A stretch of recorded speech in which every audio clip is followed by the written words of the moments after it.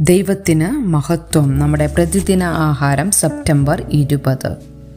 വീണ്ടും വിചാരമില്ലാത്ത തീരുമാനങ്ങൾ. നിങ്ങൾ എന്നെ വിശ്വസിക്കാതിരുന്നതുകൊണ്ട് നിങ്ങൾ ഈ സഭയെ ഞാൻ അവർക്ക് കൊടുത്തിരിക്കുന്ന ദേശത്തേക്ക് കൊണ്ടുപോകയില്ല എന്ന് അരുളി ചെയ്തു.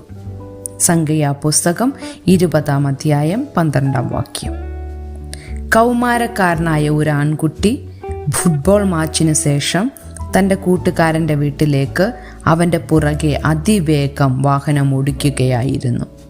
നല്ല മഴയുണ്ടായിരുന്നതിനാൽ കൂട്ടുകാരൻ്റെ ബൈക്കിനൊപ്പം എത്താൻ അവൻ പാടുപെട്ടു.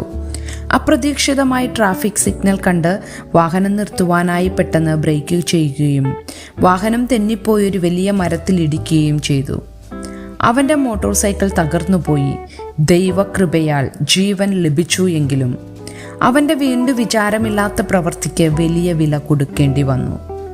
മോശയും ഇതുപോലെ ചിന്തയില്ലാത്ത ഒരു തീരുമാനമെടുത്ത് അതിന് വലിയ വില നൽകേണ്ടി വന്നു. വെള്ളമില്ലാത്ത ഒരു സന്ദർഭമാണ് ഇപ്രകാരം ദയനീയമായ ഒരു തീരുമാനത്തിലേക്ക് അദ്ദേഹത്തെ നയിച്ചത്. സീൻ മരുഭൂമിയിൽ ഇസ്രായേൽ ജനത്തിന് വെള്ളമില്ലാതെ വന്നു. ജനം മോശയ്ക്കും അഹറോനും വിരോധമായി കൂട്ടം കൂടി. ക്ഷീണിതനായ നേതാവിനോട് ദൈവം പറഞ്ഞു, പാറയോട് കൽപ്പിക്കുക, അത് വെള്ളം തരും. അതിനു പകരം അവൻ പാറയെ 2 പ്രാവശ്യം അടിച്ചു. ദൈവം പറഞ്ഞു, നിങ്ങൾ എന്നെ വിശ്വസിക്കാതിരുന്നതുകൊണ്ട് നിങ്ങൾ വാഗ്ദത്ത ദേശത്ത് പ്രവേശിക്കുകയില്ല.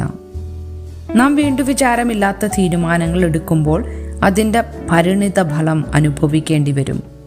പരിജ്ഞാനമില്ലാത്ത മനസ്സ് നന്നല്ല. തത്രപ്പെട്ട് കാൽ വെക്കുന്നവനോ പിഴച്ചു പോകുന്നു. ഇന്ന് നാം എടുക്കുന്ന തീരുമാനങ്ങളിലും നടത്തുന്ന തിരഞ്ഞെടുപ്പുകളിലും നമുക്ക് പ്രാർത്ഥനാപൂർവം ശ്രദ്ധയോടെ ദൈവത്തിൻ്റെ ജ്ഞാനവും മാർഗനിർദ്ദേശങ്ങളും തേടാം. ചിന്തിക്കുക, ദുഃഖിക്കേണ്ടതായ എന്ത് തീരുമാനമാണ് നിങ്ങൾ ഈ ആവേശത്തിൻ്റെ അടിസ്ഥാനത്തിൽ എടുത്തിട്ടുള്ളത്? പ്രതികരിക്കുന്നതിന് മുമ്പ് സാവധാനത്തിൽ പ്രാർത്ഥനാപൂർവം ദൈവിക ജ്ഞാനം തേടേണ്ടതിൻ്റെ പ്രാധാന്യം എന്താണ്? ദൈവത്തിന് മഹത്വം.